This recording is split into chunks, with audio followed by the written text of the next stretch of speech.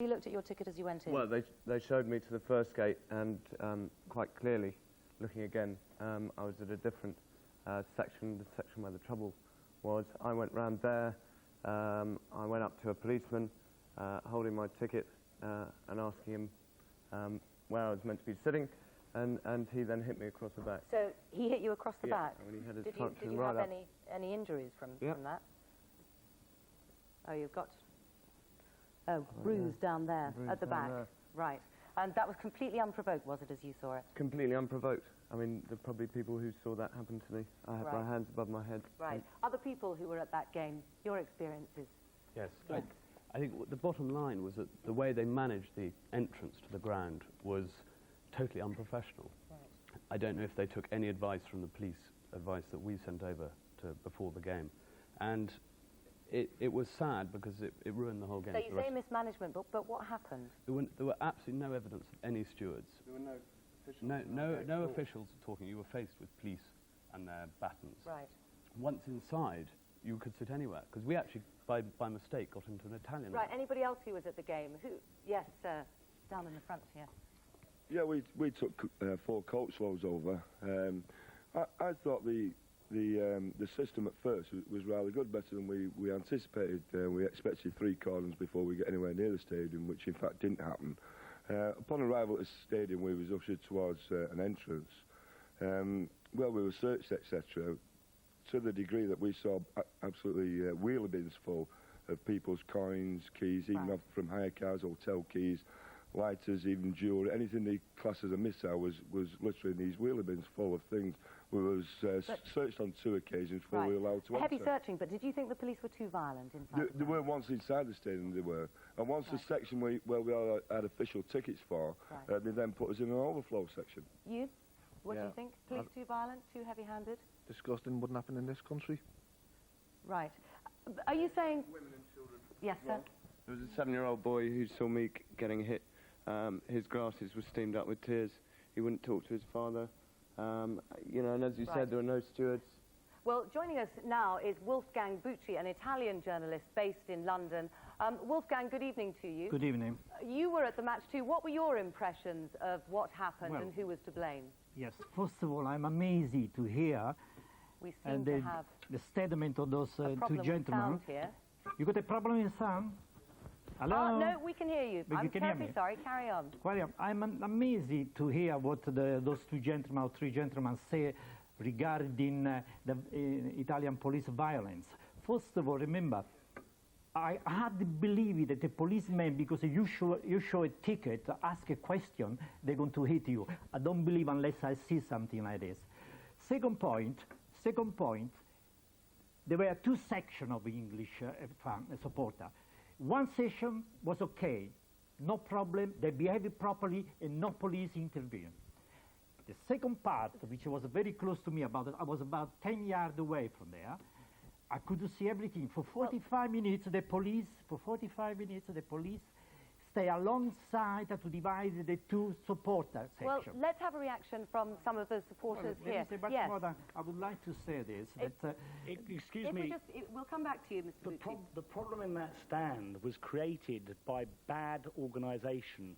There was a bottleneck where there were 6 policemen letting one at a time of 3,000 fans in. As a result, many people at the back of that crowd were getting very, very wound up because they didn't think they'd get into the game on time.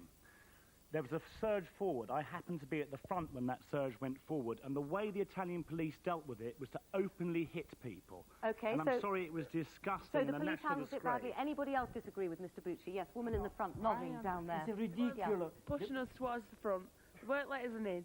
One at a time, they were letting us in. Right. Mr. Bucci? What do you mean, one at a time? In every English stadium, you go one at a time in. There was crushing us at the front. People were getting crushed at the front, Mr. Bucci. These people were actually here at the game. First of all, there was 1,000 of policemen there, tried to control the crowd. When the crowd start to move toward the Italian support, they intervene. Can you imagine if the police wasn't there? Would come up some right, Mr. Bucci, you obviously don't feel the police were to blame. David Mellor, head of the government's football task force, joins us now live from London. Good evening, Mr. Mellor. Good evening. Do you side with Mr. Bucci there? No, I think Mr. Bucci, just as well he's not in the same studio as me, or I'd take my baton out and hit him. Okay.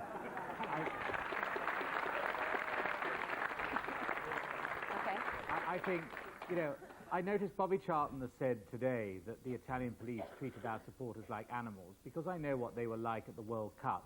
I and some of the other people from my task force went to the Italian embassy last Tuesday and said, are you going to treat our supporters like animals? And I was told they wouldn't. But in fact, they did. Well, so what went wrong, Mr. Mellor? What went wrong? Well, what went wrong was that everything went wrong. They didn't have stewards.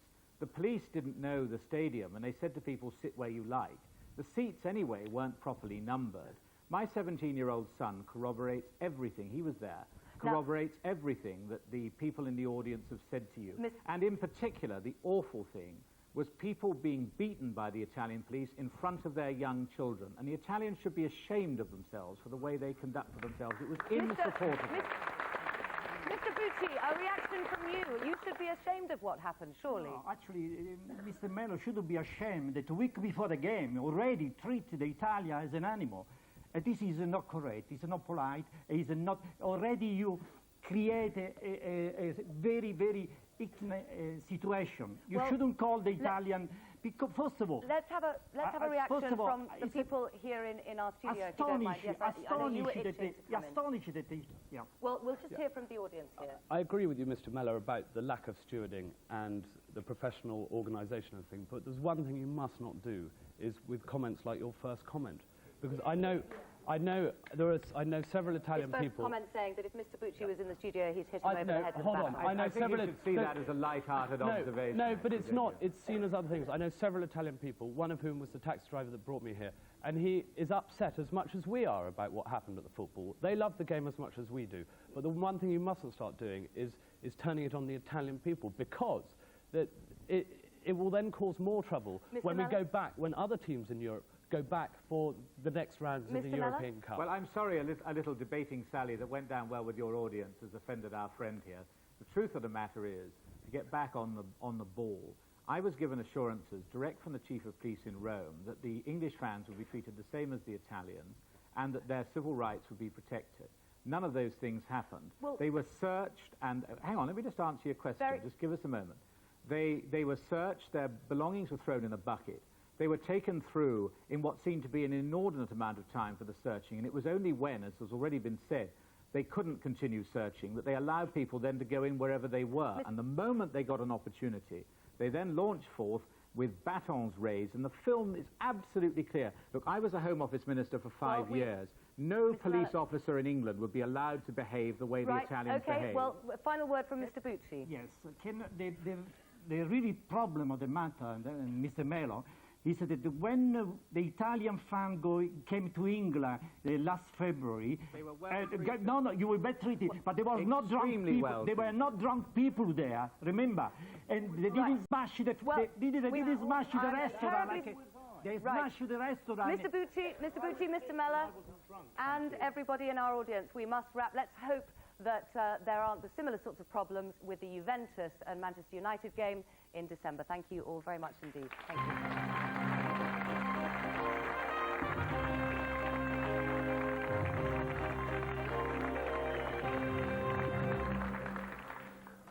Now, if you thought someone had committed a crime against you, you'd probably expect to get justice. You'd certainly want to have your day in court and hope that a jury would decide on the truth of the case. But for some of the most vulnerable in our society, getting access to justice isn't that simple, as Chris Choi reports. Mary Nevin and her partner Paul have been together 12 years. In 1989, aged just 26, she was diagnosed with multiple sclerosis. There's very little wrong with her outside of her physical disabilities. Her mind works perfect. She's very strong-willed, she's very tough, and it takes a lot to fight through something like MS, and she's got the strength to fight it. Part of the battle is communication. Mary sometimes needs to use an alphabet board to spell out words. Oh. Last October, she used this method to describe a terrifying experience. She told Paul she'd been sexually assaulted by a care worker in her nursing home. My initial reaction was disbelief. have you misunderstood? But after she just kept telling me, then the police came down and took a statement. Never having dealt with a situation like this before, the officers videoed Mary's statement, hoping it could be used as her evidence. See. Mary is a very bright girl. She doesn't actually need to use the alphabet board that much. It's only when she gets into problems with her speaking and the tremors that she actually has problems. We said that Mary would be quite happy to go to court and give evidence. And even though you knew it would be an ordeal? She's strong-willed, and she wanted a day in court. But Mary Nevin never got her day in court. The man she thought would most want to hear her evidence actually stopped her giving it. After seeing the video statement and considering medical evidence, Judge Derek Stanley ruled that she would not make a competent witness. And he did so without ever having met her. I am the trial judge, and I'm in a position to judge whether this woman would be competent to give evidence. Now, competent means able to communicate in a recognized way with the court, in a way which is in accordance with our rules of evidence. The problem is there are no rules on measuring competency in cases like this, only general guidelines. It's left up to each individual judge. Without Mary's evidence, the case collapsed. The defendant, who denied the charge, was acquitted. Mary Nevin's doctor wrote the medical report which influenced the decision. He told Here and Now that, in his opinion, Mary could have given evidence, but she would have required help to do so.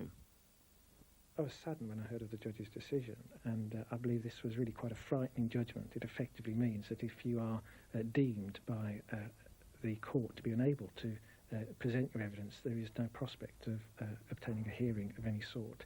And I think that could be more widely interpreted as saying that people with disability with communication problems are indeed fair prey. Judge Derek Stanley was careful to explain the balance between accuser and the accused. He was concerned that Mary's court appearance would be wrong not only for her, but for the defendant. The judge said that he was having to be concerned about the interests of the defendant.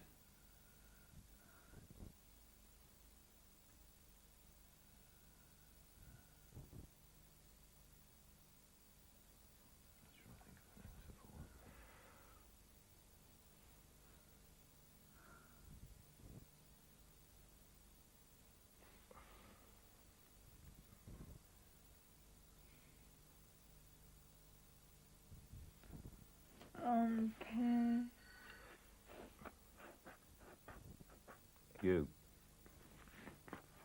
N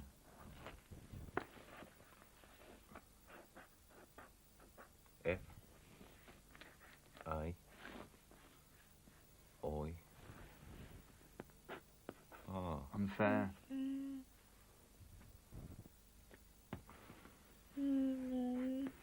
T O 2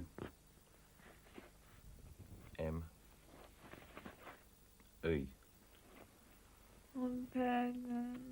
Unfair to you. Judge Christopher Pitchers, until recently responsible for judges' training, said the benchmark for a witness's competence is set as it is for a good reason. If you lowered the threshold for allowing a witness to give evidence so that witnesses who could not be cross-examined, even in a simple way, so that their evidence could be tested, so that other pieces of evidence could be put to them to see what they had to say about it, then the defendant would not be able to conduct his defence. But isn't there equally a risk of injustice if these kind of witnesses don't get their day in court? If the witness is capable of giving a rational account, then of course they should have their day in court, as you put it. But if they're not, then unfortunately the balance has to be held so as to ensure that the defendant has a fair trial. Not all witnesses with communication difficulties fail the competency test. Carol and Gudrun from Bath have learning disabilities.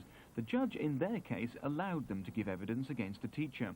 As a result, he was convicted on 8 charges of indecent assault. I'm glad he's gone. I'm glad he's gone down there. And that's why I don't want to film ever again. Why was it important that you told your story in court? I knew he was in the wrong. You knew what he was doing was wrong. Yeah. What did you hope would happen by telling the story in the court? They're going to put him away if he get locked up.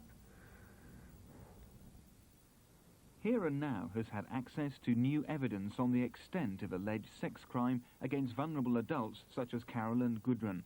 A 4-year study from the Open University suggests there are around 1,400 cases a year, far more than reach trial. I think it's fair to say we feel that Mary has been let down, not just by us, but by the system in general. Mary Nevin's trial judge has told Here and Now, "We must look at proper provision for disabled people giving evidence in court." A view echoed elsewhere in the judiciary. I think that, for example, the present provisions relating to the evidence of children, where the first complaint that they make is done in circumstances where it can be videoed, and that video can be played in court as their evidence, and thereafter the cross-examination takes place through closed-circuit television. I think that could be extended to those with learning disabilities. Mary is going to be being looked after by carers for the rest of her life. And if this accusation arose again, I wouldn't know where to turn, because the courts don't protect her, and we need to get something done, not only for Mary, but for anybody else that's in similar circumstances. They do need justice. Well, since we made that film, Pauline Hennessy, one of your relatives faced the same problems, I know, as Mary Nevin. You're among those campaigning for a change in the law, and you went to the party conferences to push your case. How did you get on? I think the MPs seem genuinely concerned and sympathetic and also very understanding. But if you'll forgive me for being cynical, I'd like to be served judgment until I actually see the MPs putting their words into action. And until such times, I'll continue campaigning, not only for my sister Janet, who's since died, but also for other vulnerable adults with learning disabilities that still need our protection. Steve Billington from MenCap, are you optimistic that there will be a change in the law? I think I'd be optimistic if some fairly simple things could happen. It seems that the judiciary, judges, magistrates have very little training at all in learning disability issues, and that could be put right very simply. Right. And the other thing is simple things happening in court, like giving people a tour around of the court before the big day, and using videos and things like that, could actually make the whole thing much more accessible. Well, thank you very much both for coming in. We'll watch your campaign with interest. Thank you.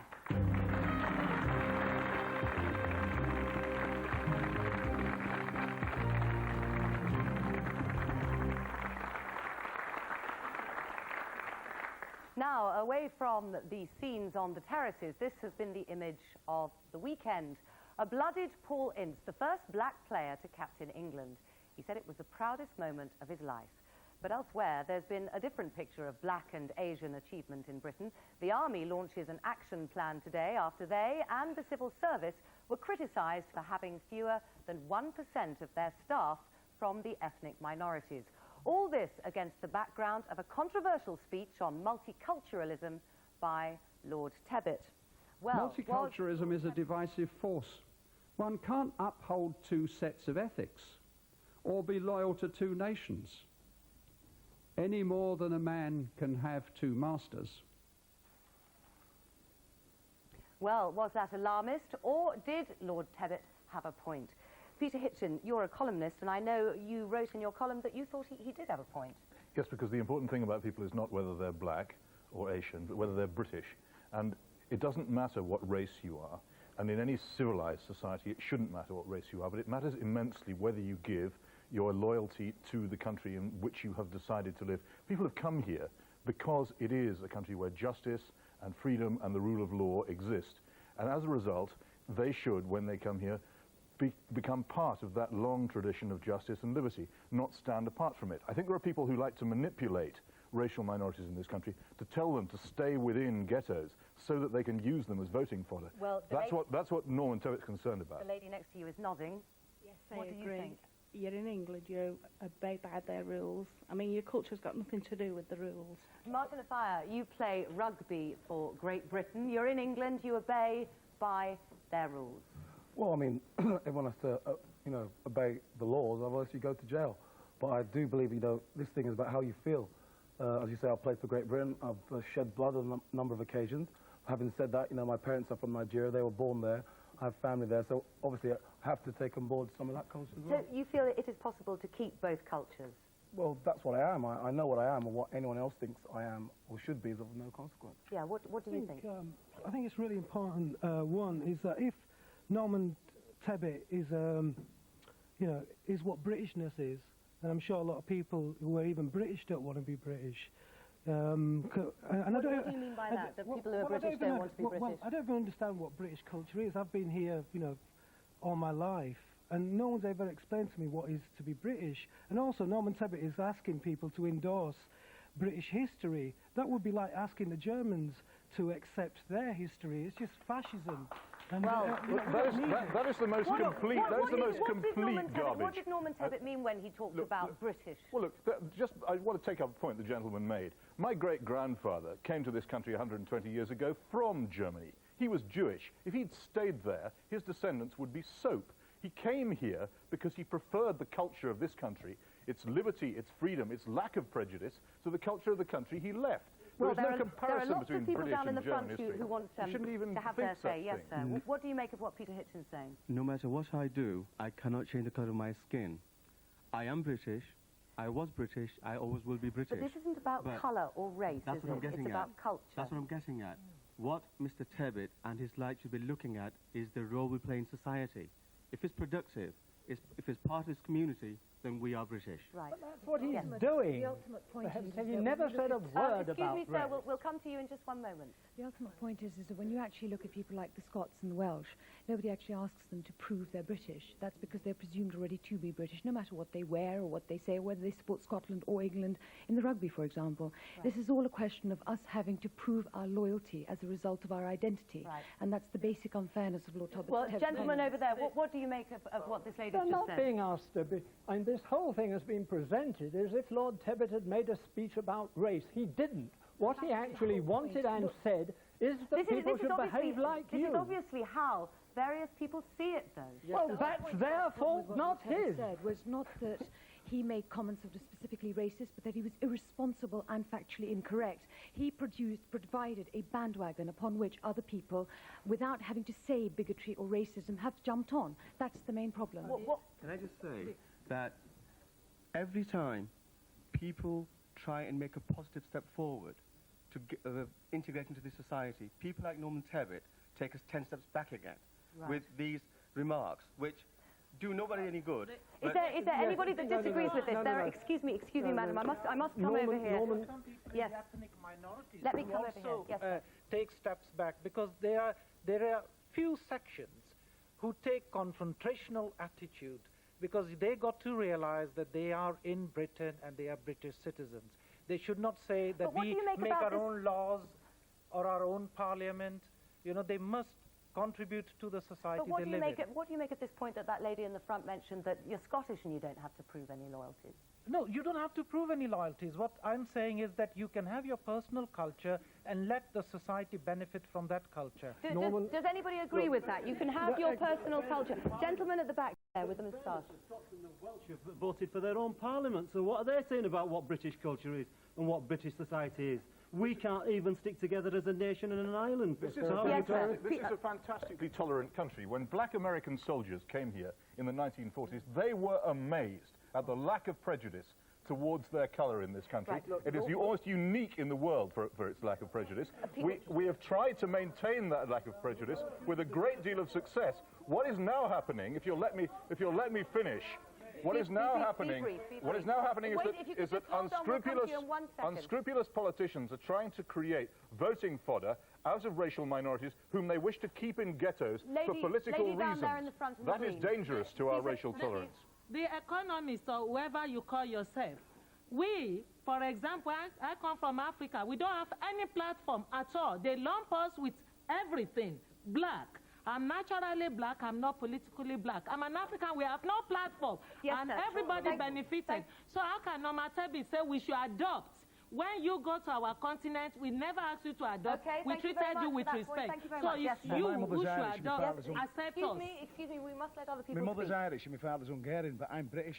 I was born here, and I feel British, and I don't get no. You know, I've got dark skin. So and you I don't get no accept then problems. what these I people don't get over no problems here are whatsoever. saying? There's no culture in me. I get no problems whatsoever, and I Norman, come from different Norman, races. excuse me, Norman Tebbit Right. was making No, Tebbit was making a serious point about he was distinguishing between a multiracial society and a multicultural society. In order to make a multiracial society work better, we have to have a degree of cultural coherence. Well, a degree of cultural coherence okay. allows. Well, the final allows point, people Norman who come Tebbit. to Norman this Tebbit country to also make a said success. that if multiculturalism wasn't addressed, then Britain could end up in a similar situation to that of Yugoslavia. What do people? Yes. I just came back 6 weeks ago from Bosnia, and it's exactly the thing what Norman Tebbit was saying is what the Serbs were saying, and that's what caused the problem. So don't give me this crap anymore. No, on the contrary, it's because Yugoslavia, Well, Yugoslavia I'm doesn't afraid have a common that's all we culture. have time for tonight. Thank you all very much indeed for taking part in this debate.